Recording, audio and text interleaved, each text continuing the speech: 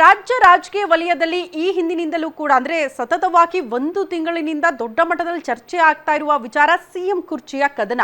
ಈ ಕದನಕ್ಕೆ ಯಾವಾಗ ಸ್ವಾಮೀಜಿಗಳ ಎಂಟ್ರಿ ಆಯ್ತೋ ಆಗ ಕೇಂದ್ರ ಸಚಿವ ಎಚ್.ಡಿ. ಕುಮಾರಸ್ವಾಮಿ ಅವರು ಒಂದು ಮಾತನ್ನ ಹೇಳಿದ್ರು. ಸ್ವಾಮೀಜಿಗಳ ಎಂಟ್ರಿ ಸರಿಯಲ್ಲ, ರಾಜಕೀಯದ ಬಗ್ಗೆ ಅವರು ಮಾತನಾಡೋದು ಸರಿಯಲ್ಲ ಅನ್ನುವಂತಹ ವಿಚಾರಗಳನ್ನ ಪ್ರಸ್ತಾಪ ಮಾಡಿದ್ರು. ಹಾಗಾಗಿ ಈಗ ಅಲರ್ಟ್ ಆದ್ರು ಎಚ್.ಡಿ. ಕುಮಾರಸ್ವಾಮಿ ಅವರು ಕ್ಷಮೆ ಯಾಚಿಸಿದ್ದಾರಂತೆ.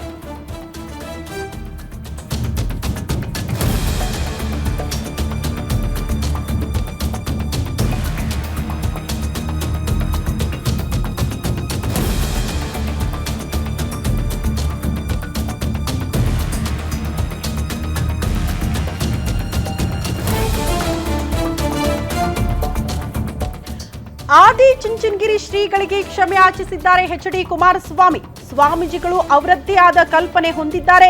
ಸ್ವಾಮೀಜಿಗಳು ರಾಜಕೀಯ ವಿಷಯವನ್ನ ಎಳೆದು ತರಬಾರದು, ಅವರಿಗೆ ಅಗೌರವ ಆಗಬಾರದೆಂದು ಅವರ ಹೆಸರು ಬಳಕೆ ಬೇಡ ಅಂತ ಹೇಳಿದ್ದೆ ಅಷ್ಟೇ. ನಮ್ಮ ಹಾಗೂ ದೊಡ್ಡ ಸ್ವಾಮಿಗಳ ಸಂಬಂಧ ಹಲವರಿಗೆ ಗೊತ್ತಿಲ್ಲ. ನನ್ನಿಂದ ನಿರ್ಮಲಾನಂದನಾಥ ಶ್ರೀಗಳಿಗೆ ಅಪಚಾರ ಆಗಿದ್ರೆ ನಾನು ಕ್ಷಮೆ ಕೇಳ್ತೀನಿ ಅಂತ ಮಂಡ್ಯದಲ್ಲಿ ಕೇಂದ್ರ ಸಚಿವ ಎಚ್.ಡಿ. ಕುಮಾರಸ್ವಾಮಿ ಹೇಳಿಕೆ ಕೊಟ್ಟಿದ್ದಾರೆ.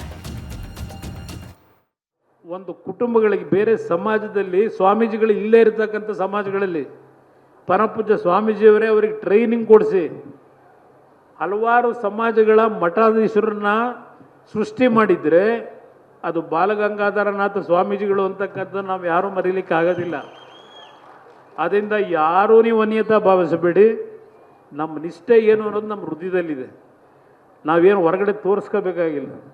ಪರಮ ಪೂಜ್ಯರಿಗೆ ಏನಾದರೂ ನನ್ನಿಂದ ಅಪಚಾರ ಆಗಿದೆ ಅಂತ ಇದ್ರೆ ಈಗಲೂ ಸಾರ್ವಜನಿಕವಾಗಿ ನಾನು ಕ್ಷಮೆ ಕೋರ್ಬಿಡ್ತೀನಿ ನಮ್ಮ ಸ್ವಾಮೀಜಿಯವರು.